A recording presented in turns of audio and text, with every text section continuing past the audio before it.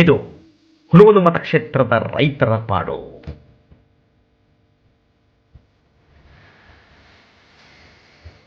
ಇದು ನೊಂದ ರೈತರ ನೊಂದ ಮನಸ್ಸಿನಿಂದ ಬಂದಂಥ ಮಾತುಗಳು. ನೀರಾವರಿ ಹೆಸರಲ್ಲಿ ಸಾವಿರಾರು ಕೋಟಿ ಸುರಿದರೂ ಕೂಡ ಹುಣಗುಂದ ಮತಕ್ಷೇತ್ರದ ರೈತರಿಗೆ ನೀರು ಸಿಗಲಿಲ್ಲ. ತಾವ ಸಗಸ್ಕೊಂಡು ತಾವ ಅಲ್ಲೇ ಹೋಗಿ ರತ್ತಾಗ ಒಂದು ತಿಂಗಳು ಬಂದಿಲ್ಲ ನಮ್ಮ ಭೂಮಿಗೆ. ತಾವ ಸಗಸ್ಕೊಂಡು ತಾವ ಅಲ್ಲೇ ಹೋಗಿ ರತ್ತಾಗ ಒಂದು ತಿಂಗಳು ಬಂದಿಲ್ಲ ನಮ್ಮ ಭೂಮಿಗೆ. ಈಗ ಇಲ್ಲ ಚಾಲೂನೇ ಇಲ್ಲ. ಪೈಪ್ ಹಾಕಿಬಿಟ್ಟು ಇದು ಮಾಡಿದ್ರು ಒಟ್ಟ ನೀರ ಬಂದಿಲ್ಲ ನಮ್ಗೆ. ಏನು ಎಲ್ಲಿ ಬರ್ಬೇಕು ಏನ್ ಮಾಡ್ಬೇಕು ಅನ್ನುವಂಥ ವ್ಯವಸ್ಥೆ ಇಲ್ಲ. ಅವ್ರಿಗೆ ಎಷ್ಟು ಸಲ ಹೇಳಿದ್ರು ಹಂಗಾಗೈತ್ರಿ. ಎಲ್ಲಿ ಹೊಡಿತೈತಿ ಅಲ್ಲಿ ಪೋಲಾಗಿ ಹೋಗ್ಬೇಕು. ಅದನ್ನ ಸಮರ್ಪಕವಾಗಿ ಅದನ್ನ ನಿಭಾಯಿಸಿದ ಟೆಕ್ನಿಕಲ್ ಇಶ್ಯೂ ಹೌದಲ್ರಿ ಅವು. ಅಂದ್ರೆ ಕೆಲಸಗಳು ಸರಿಯಾಗಿಲ್ಲ. ಅವು ನೀರಾವರಿ ಎಣ್ಣೆ ಅವ ಇಲ್ರಿ, ಇಲ್ಲಿ ಆಗಿಲ್ರಿ. ನೀರಾವರಿ ಆಗಿಲ್ರಿ ಬಟ್ ನೆಲ್ದ ಪೈಪ್ ಹಾಕ್ಯಾರಿ, ನೀರ್ ಕಳ್ಸಿಲ್ಲ. ಬರೀ ಟ್ಯಾಕ್ಟ್ರಿ ಪೈಪ್ ಮುರಿದು ಹೋಗ್ಬಿಟ್ರಿ. ಅವು ಗಳೆ ಹೊಡ್ಮುಂದ್ರಿ ಅವ್ ನೀರ್ ಹಚ್ಚಿದ್ರ ಕಾಜಿ ಹಾಕಿತ್ರಿ. ನೀರ ಕಳಿಸ್ಲಿ, ನೀರ ಬಿಡ್ಲಿಲ್ಲ, ಪೈಪ್ ಇದು ಉಪಯೋಗ ಆಗ್ಲಿಲ್ರಿ. ಮುರಿದು ಹೋಗ್ಬಿಟ್ರು ಗೆಳೆಕ. ಸಂಪೂರ್ಣವಾಗಿ ಯಾವ್ದಕ್ಕೂ ಬಂದಿಲ್ರಿ ನೀರು. ಒಂದೊಂದು ಏರಿಯಾಗ ಕೊಡ್ತಿದ್ರಿ, ಒಂದ್ ಏರಿಯಾಗ ಬಂದೇ ಇಲ್ರಿ. ಅವಾಗಾದ್ರೂ ನಮ್ಮ ಹೊಲಕ್ ಬಂದಿಲ್ರಿ, ಈಗಾದ್ರೂ ಬರಂಗಿಲ್ಲ. ಅದು ಯಾವಾಗಿಂದ ಬಂದಿಲ್ರಿ. ಯಾವಾಗ ಸ್ಟಾರ್ಟ್ ಆಗಿ ನೀರಾವರಿ ಬಂದೇ ಇಲ್ಲ. ಅಧಿಕಾರಿಗಳು ಬಂದಿಲ್ಲ. ಯಾವ್ದು ಅಧಿಕಾರಿಗಳು ಬಂದಿಲ್ರಿ.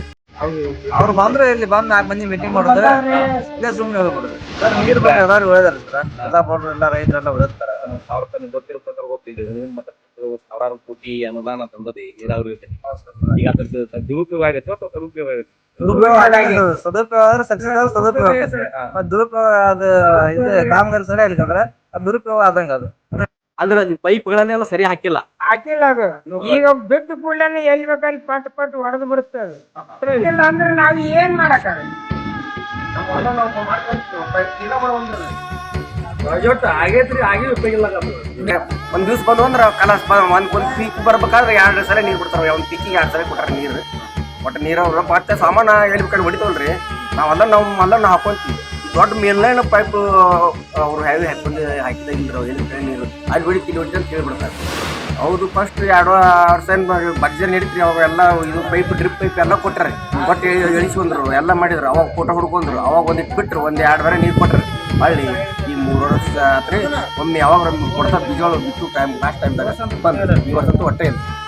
ಅವ್ರು ಬರೋದು ಒಂದು ಹೊಲದಾಗ ಹೋಗಿದ್ದು ಎಲ್ಲಿ ಬರ್ತಾರೆ ನೀರು ಅಲ್ಲಿ ನಿಂದ್ರಿಸೋದು. ಬಂತನ ಬರೀ ಹೊಲ್ದಾರ ಬರೀ ನಿಂತು ನಮ್ಮನ್ನು ನಿಂದ್ರಿಸೋದು.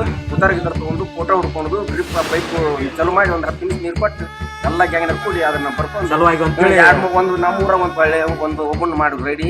ಆ ಊರಾಗ ಓಪನ್ ರೆಡಿ ಮಾಡೋದು. ಇಲ್ಲಿ ಹೊಂಡಾಗ ಒಂದು ರೆಡಿ ಮಾಡೋದು.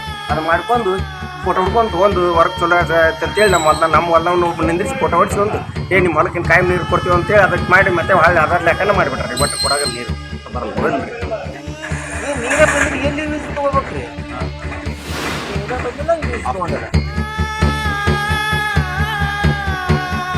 ಇದು ಹುಣಗುಂದ ಮತಕ್ಷೇತ್ರದ ರೈತರ ಪಾಡು. ಇದು ನೊಂದ ರೈತರ ನೊಂದ ಮನಸ್ಸಿನಿಂದ ಬಂದಂಥ ಮಾತುಗಳು. ನೀರಾವರಿ ಹೆಸರಲ್ಲಿ ಸಾವಿರಾರು ಕೋಟಿ ಸುರಿದರೂ ಕೂಡ ಹುಣಗುಂದ ಮತಕ್ಷೇತ್ರದ ರೈತರಿಗೆ ನೀರು ಸಿಗಲಿಲ್ಲ. ತುಟಿ ಪಿಟಕ್ಕೆನ್ನದೆ ಮೌನರಾಗದಲ್ಲಿ ಮಾಯವಾಗಿ ಕುಳಿತಿದ್ದಾರೆ ಇದಕ್ಕೆ ಸಂಬಂಧಪಟ್ಟಂಥ ಅಧಿಕಾರಿಗಳು. ಒಂದು ಕಡೆ ನೀರಾವರಿ ಮಾಡಿದ್ದೇವೆ ಎಂದು ಶಾಸಕ ವಿಜಯಾನಂದ ಕಾಶಪ್ಪನವರು ಹೆಮ್ಮೆಯಿಂದ ಹೇಳುತ್ತಿದ್ದರೆ, ಇನ್ನೊಂದು ಕಡೆ ಹುಣಗುಂದ ಮತಕ್ಷೇತ್ರದ ರೈತರೇ ಎಲ್ಲಿ ನೀರಾವರಿ ಎಲ್ಲಿ ನೀರು ಎಂದು ವ್ಯಂಗ್ಯವಾಗಿ ಮಾತಾಡ್ತಾ ಇದ್ದಾರೆ. ರೈತ ದೇಶದ ಬೆನ್ನೆಲುಬು ಎನ್ನುವ ಮಾತೊಂದು ಇದ್ದರೆ, ಇಲ್ಲಿ ದೇಶದ ಬೆನ್ನೆಲುಬು ಎನಿಸಿಕೊಂಡ ರೈತರ ಬೆನ್ನೆಲುಬೇ ಮುರಿಯುವ ಕೆಲಸವಾಗಿದೆ. ಎದ್ದೇಳು ರೈತ, ಎದ್ದೇಳು. ನೀನು ಈಗ ಸುಮ್ಮನಿದ್ದರೆ ಮುಂದೆ ಬರುವ ನಿನ್ನ ಪೀಳಿಗೆ ರಸ್ತೆಯಲ್ಲಿ ಭಿಕ್ಷೆ ಬೇಡುವುದರಲ್ಲಿ ಸಂದೇಹವೇ ಇಲ್ಲ. ನನಗ್ಯಾಕೆ ಬೇಕು ನನಗ್ಯಾಕೆ ಬೇಕು ಎನ್ನುವ ಈ ನಿಮ್ಮ ರೋಗ ಒಂದು ದಿನ ನಿಮ್ಮನ್ನೇ ತಿಂದು ನಿಮ್ಮನ್ನೇ ಸರ್ವನಾಶ ಮಾಡಿದ್ದು ಕೂಡ ನಿಮಗೆ ತಿಳಿಯುವುದಿಲ್ಲ.